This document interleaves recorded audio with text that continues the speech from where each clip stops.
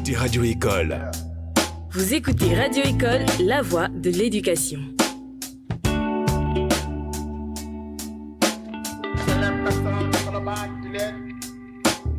Vous écoutez Radio École.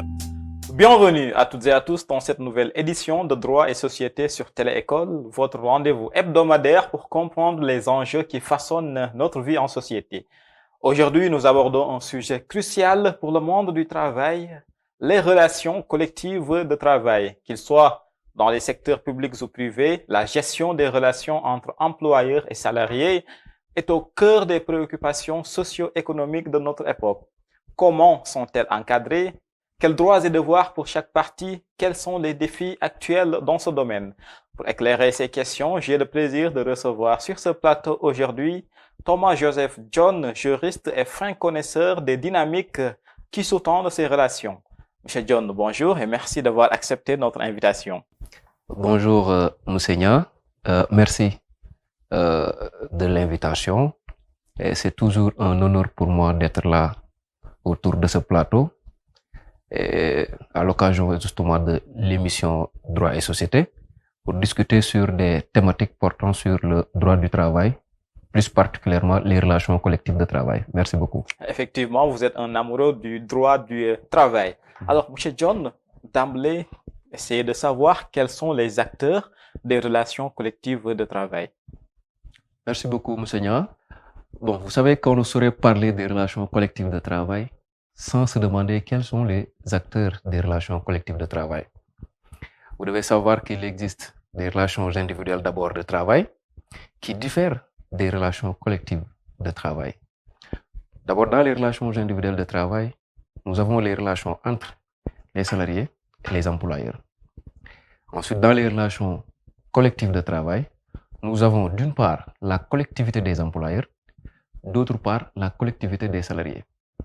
En parlant de la collectivité des employeurs, nous avons d'abord les employeurs en premier lieu et le syndicat ou les syndicats des employeurs. D'autre part, en parlant de la collectivité des salariés ou travailleurs, nous avons d'abord les salariés ou bien les travailleurs, ensuite les syndicats des travailleurs ou des salariés et enfin, nous avons les délégués du personnel. Donc, ce sont des organismes de représentation de manière générale. Donc, voici les acteurs des relations collectives de travail. Voici les acteurs des relations collectives de travail.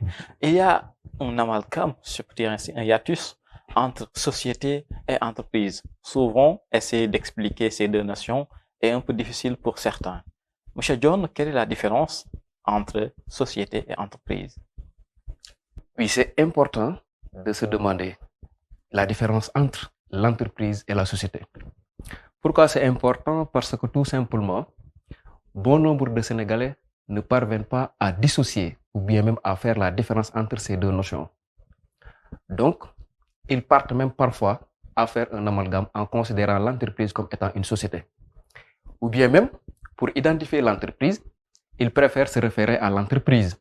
Ou bien même, pour identifier la société, ils préfèrent se baser sur l'entreprise. Donc, les deux notions, les Sénégalais les utilisent de manière confuse. Ils ne parviennent pas à déceler justement la dichotomie. Comment donc, justement? Donc, s'interroger sur cette question est une chose aisée. L'entreprise n'est pas une société. La société aussi n'est pas l'entreprise. Donc, la différence, elle est abyssale sur bien des domaines. Il y a d'abord une différence du point de vue de la définition, ensuite une différence du point de vue juridique et enfin une différence du point de vue fiscal. D'abord, du point de vue de la définition, la société, elle est définie par l'article 4 de l'acte uniforme relatif au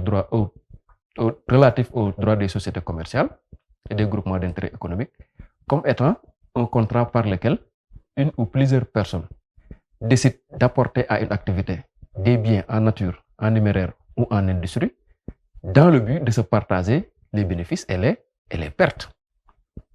Alors que l'entreprise, elle est définie comme étant un ensemble de moyens humains et matériels destinés à produire des biens ou des services afin justement de se partager ou bien de se tirer des bénéfices. Donc, vous voyez qu'au niveau de la définition, la société, elle, est un contrat, c'est un acte juridique Tandis que l'entreprise n'est pas un contrat, n'est pas un acte juridique, mais elle est seulement une entité économique en quelque sorte. Du point de vue juridique, bien entendu, la société, elle est considérée comme étant une personne morale. La société, elle a une personnalité juridique distincte de la personnalité juridique de ses associés. Parce qu'on ne saurait parler de société sans faire référence aux associés. Donc la personne des associés diffère de la personne de la société. La société, c'est une personne morale parce qu'elle dispose d'une personnalité juridique qui est distincte de la personnalité juridique de ses associés. Alors que l'entreprise, elle n'est pas une personne morale. L'entreprise n'a pas une personnalité juridique. Ensuite, revenez un peu. La société, ayant une personnalité juridique, elle a un patrimoine distinct du patrimoine de ses associés. La société est une personne morale disposant d'une personnalité juridique qui lui confère un patrimoine ou bien la possibilité d'acquérir un patrimoine qui est distinct du patrimoine de ses associés. Donc, vous vous rendez compte que la société, elle est une personne qui a son propre patrimoine. Les associés aussi sont considérés comme étant des personnes physiques ayant leur propre patrimoine. Mais l'entreprise n'a pas de patrimoine. Pourquoi? Parce que l'entreprise est dépourvue de personnalité juridique. Pour qu'on puisse avoir un patrimoine, il faut qu'on ait une personnalité juridique. Alors que l'entreprise n'a ni personnalité juridique, n'a ni patrimoine. Maintenant, cette distinction, qu'est-ce que cela engendre comme conséquence? Retenez bien, la société ayant une personnalité juridique, ayant un patrimoine, donc lorsque la société est débitrice, c'est-à-dire lorsqu'elle entre en relation contractuelle avec les tiers, elle emprunte de l'argent. Maintenant, lorsque les tiers décident de poursuivre la société, ils ne pourront poursuivre que le patrimoine de la société. Donc, les tiers ne pourront pas poursuivre le patrimoine des associés lorsqu'on est, bien entendu, dans des sociétés à risque limité, c'est-à-dire des sociétés dans lesquelles la responsabilité des associés est limitée au montant de leurs apports. Vous comprenez bien? Effectivement. Et pour l'entreprise, je vous ai dit qu'elle n'a pas de personnalité juridique, elle n'a pas de patrimoine.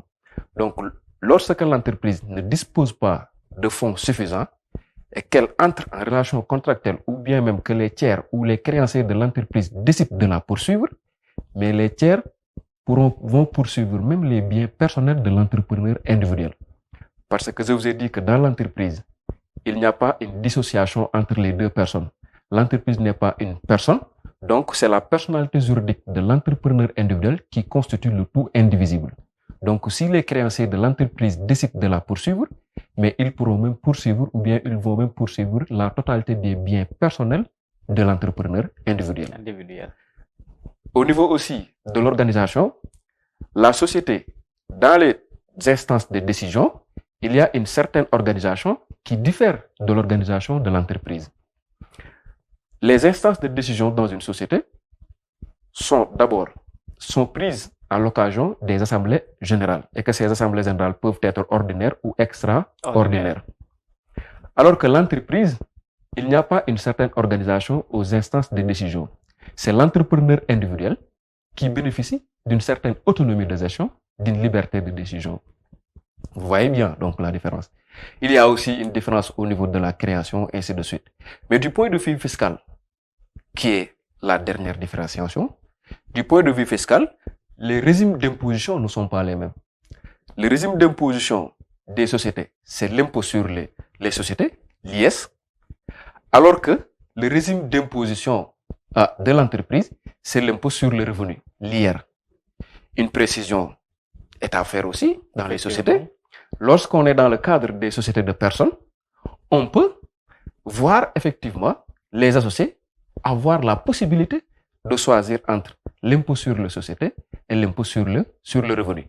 Mais lorsqu'on n'est pas dans le cadre des sociétés de personnes, à savoir les sociétés de capitaux, le régime d'imposition de la société, c'est l'IS, l'impôt sur les sociétés, alors que l'entreprise, son régime d'imposition, c'est l'IR, c'est l'impôt sur le revenu. Donc, voici de manière générale la différence entre ces deux notions. Et on notera qu'il y a une différence quant à la définition, une différence sur le plan juridique et une différence en résumé sur le plan fiscal. Sur le plan fiscal, effectivement, c'est clair, Monsieur John. Et on était en train de parler de la différence entre entreprise et société. Identifier aussi un chef d'entreprise, est-ce une chose aisée? L'identification du chef d'entreprise dans une certaine mesure, n'est pas une chose aisée. Mais d'une autre mesure, elle est une chose aisée. Tout dépend de la forme d'organisation de l'entreprise, c'est-à-dire de la structure dans laquelle l'activité est exercée. Pour identifier le chef d'entreprise, on va adopter une méthodologie, en quelque sorte, ou bien même un certain triptyque. C'est-à-dire, il faut d'abord identifier est-ce que l'activité est exercée sous une forme d'une entreprise individuelle? Est-ce que l'entreprise est exercée par une personne physique? Ou bien est-ce que l'activité est exercée sous la forme d'une personne morale? Maintenant, lorsque l'activité n'est pas exercée sous la forme d'une entreprise individuelle, c'est-à-dire lorsqu'une personne physique exerce une activité, pour identifier le chef d'entreprise, donc on va considérer que c'est la personne physique qui exerce cette activité et qui est propriétaire des biens qui acquiert la qualité de chef d'entreprise et d'employeur. C'est-à-dire ceux qui sont dans l'informel. Ils ne sont pas immatriculés, ils n'ont pas déclaré leur activité. Donc c'est la personne qui exerce l'activité qui est l'employeur et le chef d'entreprise parce que c'est lui ou bien c'est elle, la personne, qui entre en relation contractuelle avec les tiers. C'est elle qui recrute, c'est elle qui embauche. Maintenant, deuxièmement, lorsque l'entreprise... Ça, c'est quand nous sommes dans l'informel. Quand nous sommes dans l'informel. Lorsque l'activité n'est pas exercée sous une forme d'une entreprise. Effectivement.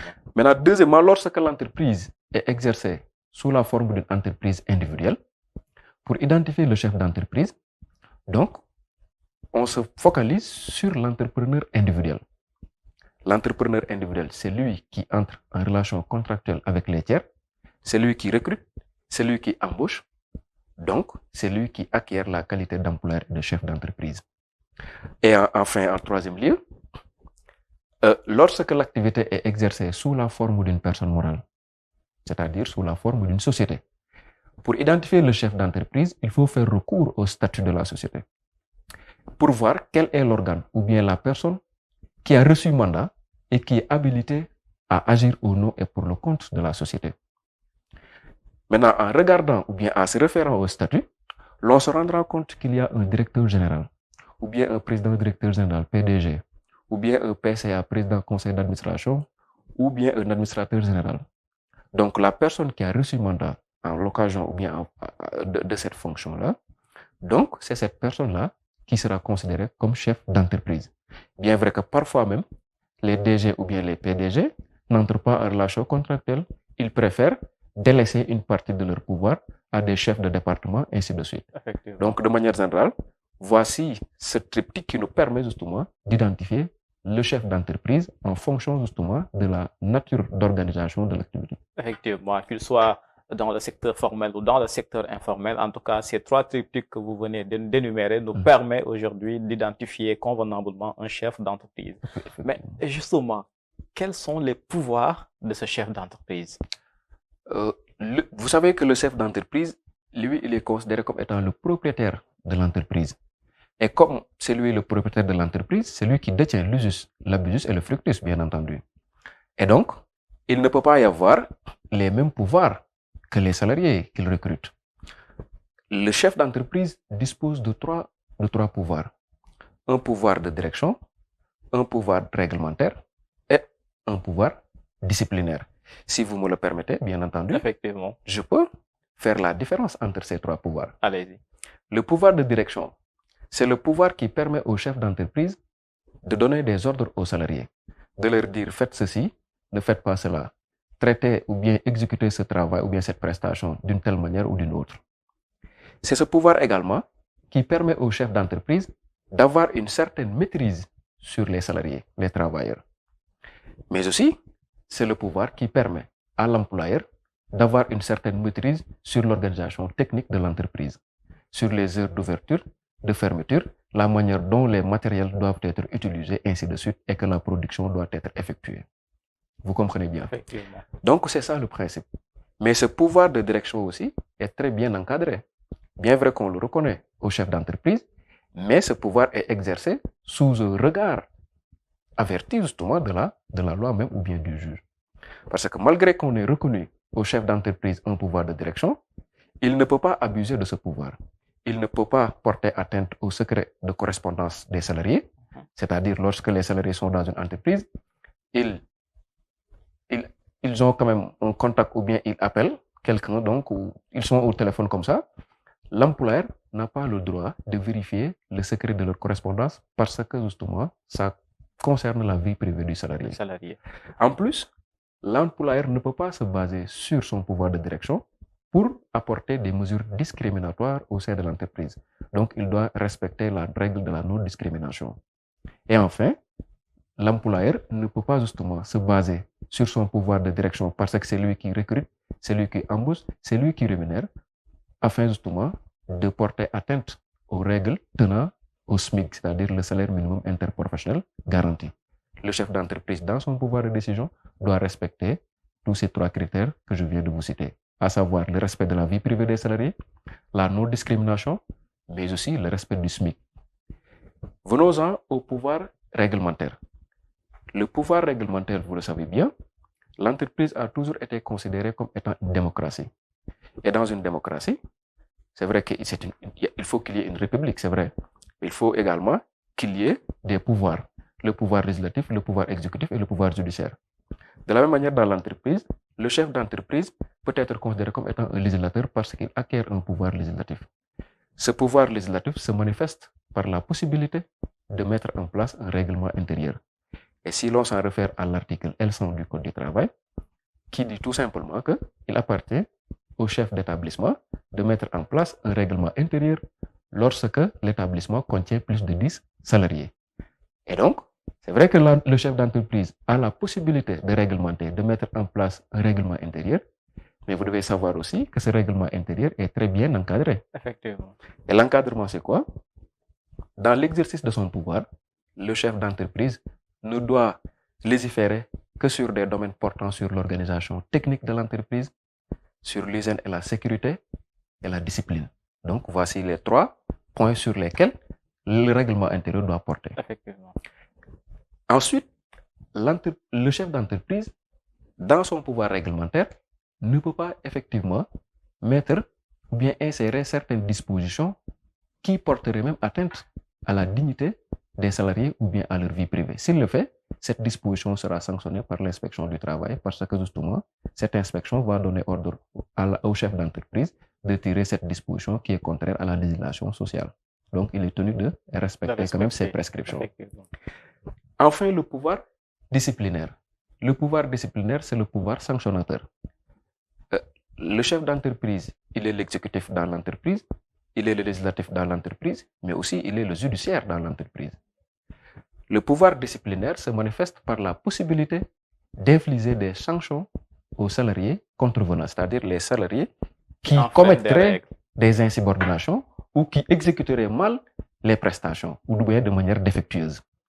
Donc, lorsque un salarié au sein d'une entreprise a commis une insubordination, soit en proférant des propos attentatoires à la dignité même de l'employeur ou bien du chef d'entreprise, ou bien même qui ne respecterait pas le règlement intérieur ou bien certaines dispositions du règlement intérieur, là, l'employeur ou le chef d'entreprise pourra user de son pouvoir disciplinaire pour apporter des sanctions afférentes justement à ce que justement cette transgression. Mais vous devez savoir aussi que ce pouvoir est très bien encadré comme tous les autres pouvoirs. Parce que malgré qu'on ait reconnu à l'employeur ou au chef d'entreprise un pouvoir sanctionnateur, il ne peut pas sanctionner comme ce que bon lui semble. N'importe quoi, n'importe quoi. Il ne peut pas le faire. Là, on lui dit, donc les sanctions qui doivent être apportées doivent avoir une certaine proportionnalité. Lorsque le salarié a commis peut-être une faute grave ou bien une faute lourde, il y a le licenciement, il y a peut-être, comment ça s'appelle encore, la mise à pied conservatoire, ainsi de suite.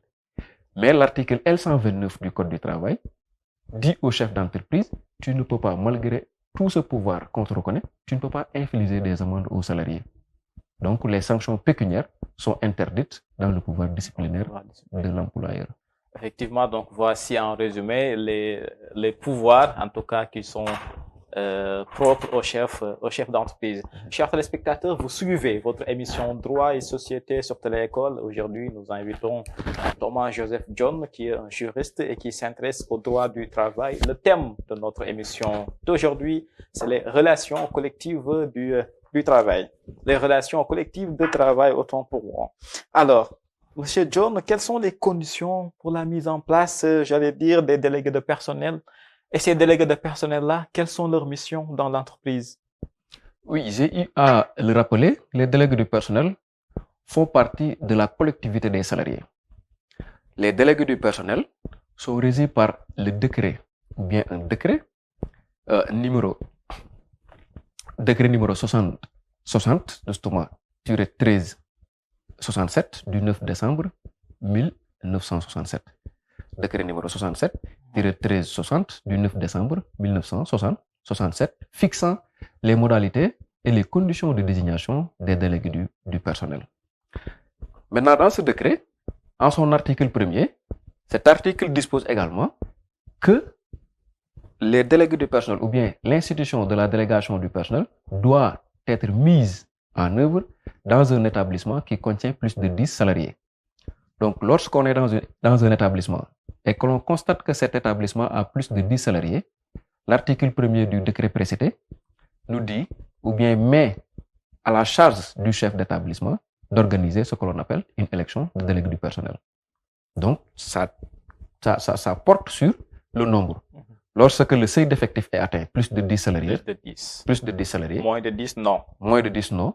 Plus de 10 salariés, il faut mettre en place une institution de la délégation du personnel. C'est vrai que parfois même, dans certaines zones, on peut voir plusieurs entreprises et que chaque entreprise prise individuellement ne contient pas ou bien n'atteint pas le seuil d'effectif. À partir de ce moment, le décret précité dit si les entreprises sont dans une zone qui ne dépasse ou bien dans un rayon qui ne dépasse pas 10 km, donc il faut les regrouper.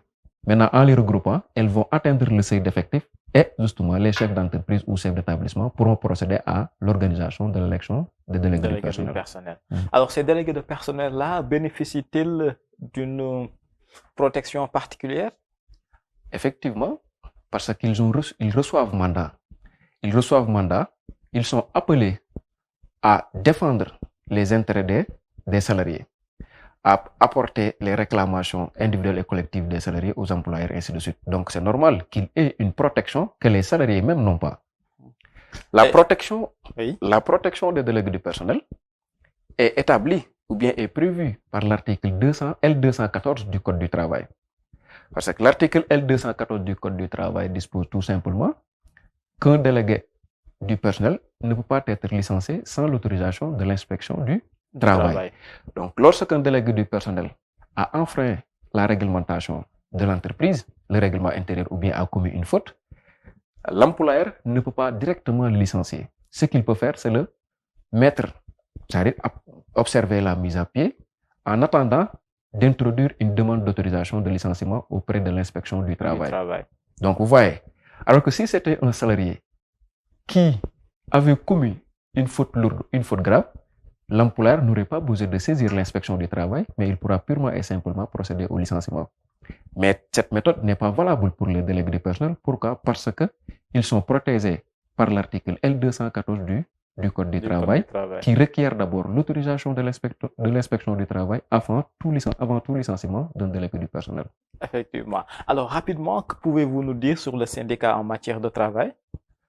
Les syndicats sont à la fois du côté de la collectivité des employeurs, mais aussi ils sont du côté de la collectivité des salariés. Les syndicats sont appelés à défendre les intérêts de leurs membres.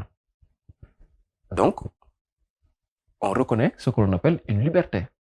C'est une liberté qui est reconnue à tout travailleur, mais aussi à tout employeur en matière de travail. Et que cette liberté, ou bien ce droit syndical, est consacré par des textes internationaux, mais aussi par des textes nationaux. Sur le plan international, nous avons la Convention numéro 87 qui consacre la liberté syndicale. Tout travailleur employeur qui est au sein d'une entreprise a la possibilité ou le droit ou la liberté de se syndiquer ou de ne pas se syndiquer, d'adhérer à un syndicat quelconque. Donc, c'est la Convention numéro 87 de l'OIT, Organisation internationale du travail, qui a consacré cette liberté syndicale sur le plan international. Maintenant, sur le plan interne, c'est-à-dire sur le plan national, nous avons l'article 8 de la Constitution sénégalaise qui consacre la liberté syndicale au même titre que la liberté d'expression, la liberté de manifestation, la liberté de réunion. De la même manière aussi, l'article 25 de la dite Constitution consacre la liberté syndicale à tout salarié de former ou bien de créer une association syndicale ou professionnelle. Donc, c'est une liberté qui est reconnue à tout employeur, mais également à tout salarié au sein d'une entreprise. Ce syndicat, malgré qu'il est reconnu, donc, il est protégé de la même manière que les délégués du personnel. Peut-être le temps nous permettra quand même d'y revenir. Effectivement. Comment se manifestent, M. John, les grèves? Comment se manifestent les grèves dans le cadre des relations du travail? La grève aussi, c'est un droit. C'est un droit. Lorsque vous êtes un travailleur au sein d'une entreprise, parfois vous pouvez voir certaines mesures être prises, ou bien certains actes, ou bien même les conditions de travail ne respectent pas la norme. À partir de ce moment, le salarié, on lui reconnaît le droit de partir en grève. C'est un droit bien entendu, mais un droit qui est très bien encadré. Pour que la grève puisse être exercée, il faut la réunion de certaines conditions. Et que ces conditions sont de deux ordres. Il y a les conditions de fond, il y a les conditions de forme. Mais avant de parler de ces conditions, il semble important de définir la grève. Malgré que le législateur sénégalais dans le Code du travail n'a pas défini la grève, mais si on se réfère à une jurisprudence française, la grève a pu être définie comme étant une cessation collective et concertée de travail dans le but d'appuyer des revendications professionnelles auxquelles l'employeur n'a pas apporté satisfaction. Les salariés sont dans l'entreprise, ils ont émis pas mal de revendications, mais ils ont vu que ces revendications-là n'ont pas été satisfaites par l'employeur. À partir de ce moment-là, les salariés peuvent partir en grève. Donc, c'est ça la définition. Maintenant, relativement à cette définition, nous allons constater d'abord qu'il faut une cessation collective de travail, une cessation collective et concertée, en vue d'appuyer des revendications professionnelles.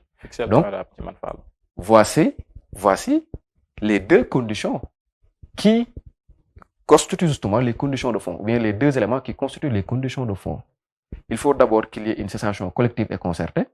Ensuite, cette cessation collective et concertée doit être motivée par des revendications professionnelles qui n'ont pas été satisfaites par l'employeur. Mais il est important aussi de faire la précision entre les deux éléments. La cessation collective et concertée, si on vous le dit, vous allez penser en premier lieu qu'il faut un nombre pour partir en grève. Mais là, vous devez comprendre que le législateur sénégalais n'a pas donné un nombre exact. Il n'a pas dit de manière expresse, il faut 5 salariés, il faut 10 salariés, il faut 15 salariés pour que la grève puisse être exercée. Non. 2 salariés, tout simplement, peuvent aller en grève. Le nombre importe peu. Même 2 salariés peuvent partir en grève en principe. Et même dans une certaine mesure, un seul salarié peut partir en grève lorsqu'il s'agit justement d'observer un mot d'ordre régional ou national ou ainsi de suite. Donc, un salarié peut partir en grève de manière exceptionnelle. Il y a aussi un autre élément, à savoir les revendications professionnelles. Parce que la cessation collective et concertée doit être motivée par des revendications professionnelles qui n'ont pas été satisfaites par l'employeur. Les salariés ne peuvent pas se réveiller un bon jour, refuser d'exécuter leurs prestations parce que tout simplement, ils ont ressenti le simple plaisir de cesser les activités. Il faut que la cessation des activités soit motivée par des revendications professionnelles qui n'ont pas été satisfaites.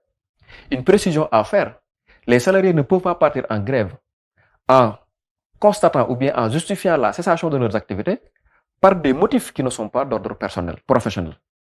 Donc, la condition principale est qu'il faut que la revendication qui motive la cessation des activités soit des revendications d'ordre professionnel.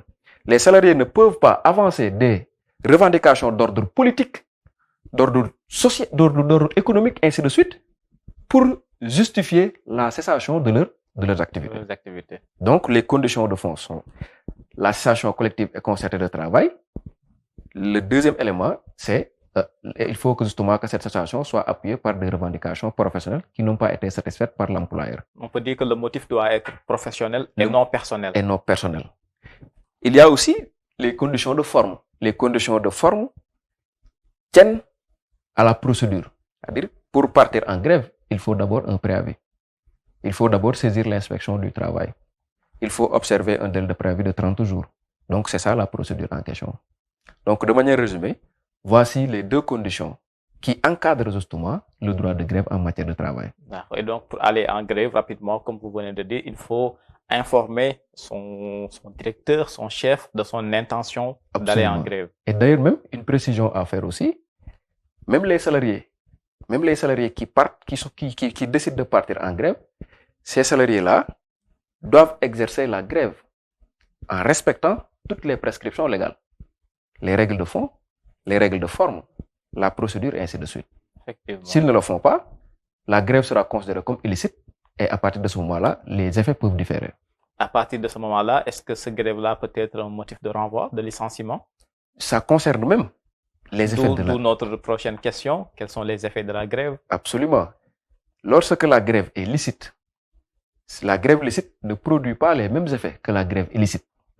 La grève licite, c'est celle qui a été exercée dans le respect des prescriptions légales, dans le respect des règles, la procédure, ainsi de suite. Cette grève, elle est licite. Lorsque cette grève est licite, elle suspend le contrat de travail. Parce que l'effet principal de la grève, c'est la suspension du contrat de travail. La grève n'est pas un motif de rupture du contrat de travail. Lorsque la grève est licite, je précise. Lorsque la grève est licite, elle entraîne la suspension du contrat de travail. En entraînant la suspension du contrat de travail, ça suspend les obligations des deux parties. L'employeur ne pourra plus donner des ordres aux salariés. Les salariés aussi ne seront plus tenus d'exécuter une prestation quelconque. Pourquoi? Parce qu'ils sont en grève.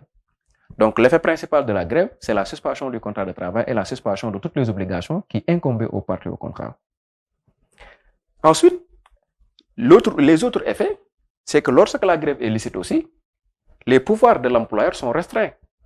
L'employeur ne peut pas user de son pouvoir de direction disciplinaire ou réglementaire pour sanctionner les salariés grévistes. Il ne peut pas se dire qu'effectivement ces salariés sont partis en grève, donc je vais user de mon pouvoir disciplinaire pour les sanctionner. Il n'a pas le droit. S'il le fait, cette décision sera sanctionnée par le juge. En plus, le chef d'entreprise ou l'employeur aussi ne peut pas remplacer les salariés grévistes. Les salariés qui sont partis en grève licite, l'employeur ne peut pas les remplacer avec d'autres personnels. Il n'a pas le droit. Donc, ça met en suspens toute l'activité, toutes les obligations et ça restreint les pouvoirs de l'employeur. Maintenant, les effets de la grève illicite aussi sont différents de ceux justement de la grève licite. La grève illicite, c'est cette grève qui a été exercée dans le non-respect de la réglementation. Les normes n'ont pas été respectées, la procédure n'a pas été respectée, les conditions de fond ne sont pas réunies et les salariés décident de partir en grève. Cette grève sera considérée comme étant une grève licite. Maintenant, comme la grève licite suspend le contrat de travail, la grève illicite ne suspend pas le contrat de travail. La grève illicite donne la plénitude des pouvoirs à l'employeur. Il peut user de son pouvoir disciplinaire pour sanctionner les salariés grévistes parce que leur grève est considérée comme illicite. Et comme cette grève est illicite, donc elle peut être sanctionnée par l'employeur. L'employeur peut licencier les salariés grévistes, l'employeur peut les remplacer par d'autres, donc l'employeur peut user de tous ses droits, de tous ses pouvoirs pour continuer son activité. Pourquoi? Parce que la grève elle est illicite. Pourquoi? Parce que la grève n'a pas été exercée dans le respect justement de la réglementation sociale. Donc, dans ce cas de figure, on peut dire que l'employeur a un pouvoir discrétionnaire sur ses employés. Absolument. Lorsque la grève elle est illicite. D'accord, c'est parfait. Alors, dernière question peut-être, M. John, de savoir quelles sont les normes qui peuvent être sécrétées dans le cadre des négociations collectives. Vous savez, dans le cadre en parlant des relations collectives de travail, on ne peut pas occulter cette partie qui est très importante, à savoir les conventions collectives ou bien les normes collectives.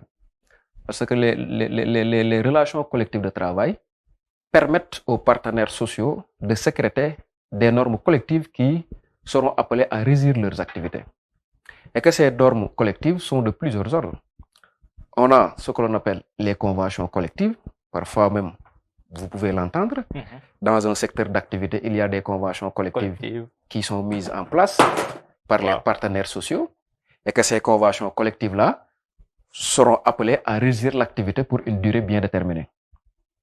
Après les conventions collectives, on peut avoir aussi ce qu'on appelle les accords collectifs ou bien les accords d'entreprise ou accords d'établissement.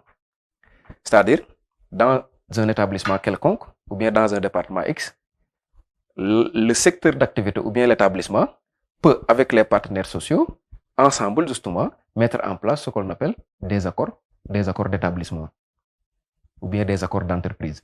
Mais ces accords-là n'ont pas les mêmes effets que les conventions parce que les conventions sont considérées comme étant plus larges. Les conventions touchent pratiquement tout le secteur, alors que les accords peuvent, dans une certaine mesure, concerner qu'un seul secteur d'activité ou bien même une seule branche d'activité. À partir de ce moment, on va parler d'accord de branche. En plus, il y a les autres conventions, et dans les conventions que je viens de vous citer, il y a des conventions qui peuvent être considérées comme ordinaires et des conventions qui peuvent être considérées comme étant susceptibles d'extension. Les conventions qui sont susceptibles d'extension sont celles qui sont prises dans un secteur d'activité bien déterminé, mais que d'autres secteurs d'activité n'ont pas été représentés lors de la prise de la convention ou bien de la signature de la convention, mais par un simple arrêté ministériel, cette convention-là pourra être étendue même à ces secteurs d'activité-là qui n'ont pas été représentés lors des négociations. Et à partir de ce moment, on parlera de conventions collectives susceptibles d'extension. Donc, de manière générale, voici les normes que peuvent sécréter les relations collectives de travail. Il y a beaucoup à dire par rapport à cette thématique qui ne saurait être dite aujourd'hui. Le temps qui nous est compté arrive à son terme. Ça a été un plaisir pour nous de vous recevoir sur ce plateau, M. John. Quel est le dernier mot? Tout le plaisir est pour moi. En tout cas, merci encore une fois pour l'invitation.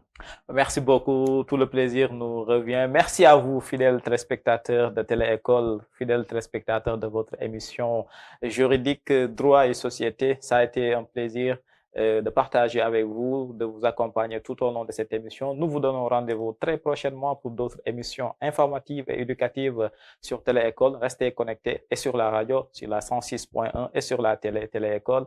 Télé-École donc, la télé 100% éducation, la première en Afrique. Droit et société revient très prochainement pour une autre émission avec d'autres thématiques toujours beaucoup plus intéressantes pour vous permettre d'aller au cœur des actualités juridiques qui façonnent notre société. À bientôt. Radio École.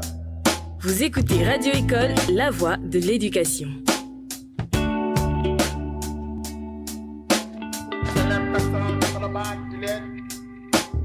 Vous écoutez Radio École.